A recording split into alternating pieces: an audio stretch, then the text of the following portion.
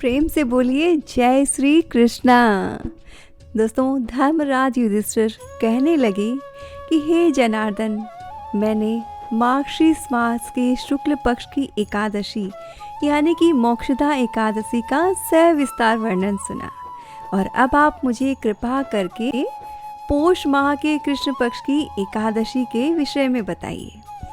इस एकादशी का क्या नाम है, इसके व्रत का विधान क्या है, इसकी विधि क्या है, इसका व्रत करने से किस फल की प्राप्ति होती है, सविस्तार समझाइए।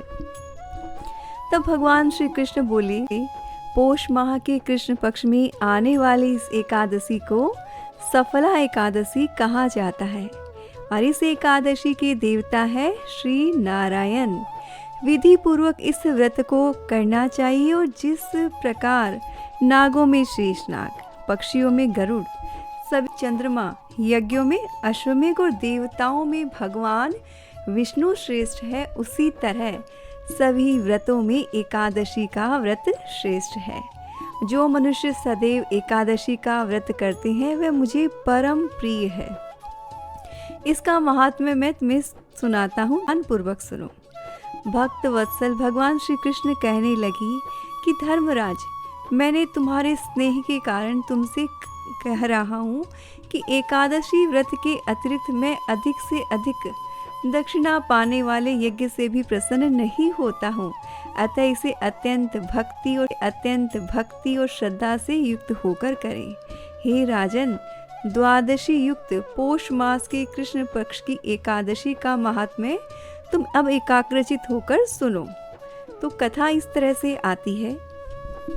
चंपावती नगरी में एक महिष्मा नाम का राजा राज्य किया कर। उसके 4 पुत्र थे और जो बड़ा पुत्र था, जिसका नाम था लुम्पक, वह बहुत ही पापी इंसान था। सदा पर स्त्री, वेश्यागमन, दूसरे बुरे कर्मों में अपने पिता का धन जो था वो बर्बाद किया करता था। हमेशा ही देवता, ब्राह्मण निंदा किया करता था। जब राजा को अपने बड़े पुत्र के ऐसे कुकर्मों का पता चला तो उन्होंने उसे अपने राज्य से ही निकाल दिया। तब वह विचार करने लगा कि अब मैं कहाँ जाऊँ, क्या करूँ, क्योंकि जीवन में कभी उसने मेहनत तो करी नहीं, कुछ इकट्ठा किया नहीं, तो क्या करे। अंत में उसने चोरी करने का निश्चय किया। दिन में वह वन में रहता और रात में अपने ही पिता की नगरी में चोरी करता, प्रजा को तंग करने और उन्हें मारने का कुकर्म करता। कुछ समय बाद सारी नगरी भयभीत हो गई। वह वन में रहकर पशु आदि को मारकर खाने लगा। नागरिक, राज्य के कर्मचारी उसे पकड़ भी लेते, किंतु राजा के भय से फिर छोड़ देते। जिस वन में वह रहता था उसी वन में एक प्राचीन विशालकाय पीपल का वृक्ष था। लोग उस वृक्ष की पूजा भगवान के समान करते थे और उसी वृक्ष के नीचे वह महापापी लुम्पक रहता था। इस वन को लोग देवताओं की क्रीड़ा स्थली भी मानते थे। कुछ समय बाद पोष मास के कृष्ण पक्ष की दशमी के दिन वह वस्त्रहीन होने के कारण ठंड के चलते सारी रात नहीं सो सका और उसके हाथ पैर भी अकड़ गए। अब वह मूर्छित हो गया। दूसरे दिन एकादशी को मध्याह्न के समय सूर्य की गर्मी पाकर उसकी मूर्छा दूर हुई। गिरता पड़ता वह भोजन की तलाश में निकला। अब पशुओं को मारने का भी सामर्थ्य उसमें था नहीं, अतः पेड़ के नीचे गिरे हुए फल उठाकर वापस उसी वृक्ष के नीचे आ गया। उस समय तक भगवान भास्कर सूर्यास्त हो चुके थे। वृक्ष के नीचे फल रखकर कहने लगा, हे भगवान, अब आपके ही अर्पण है ये फल, आप ही तृप्त हो जाइए। और उस रात को दुख के कारण रात को उसे नींद भी नहीं आई। उसके इस उपवास और जागरण से भगवान अत्यंत प्रसन्न हुए। उसके सारे पाप न।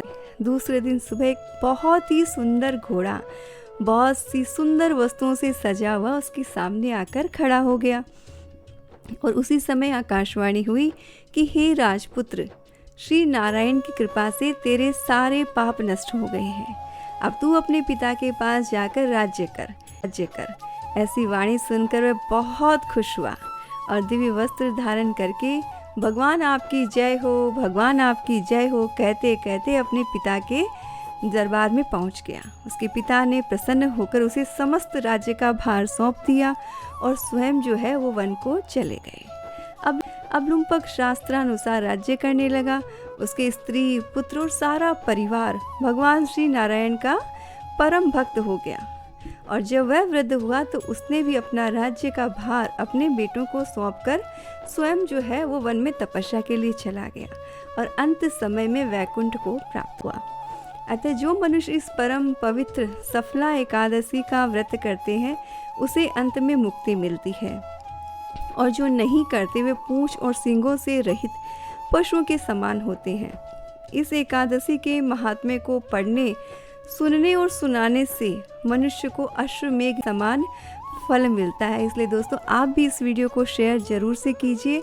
साथ ही वीडियो अच्छा लगा हो तो लाइक ज़रूर से कीजिएगा, और अगर आप एकादशी का व्रत करते हैं तो कमेंट में ज़रूर से लिखिएगा ओम नमो भगवते वासुदेवाय।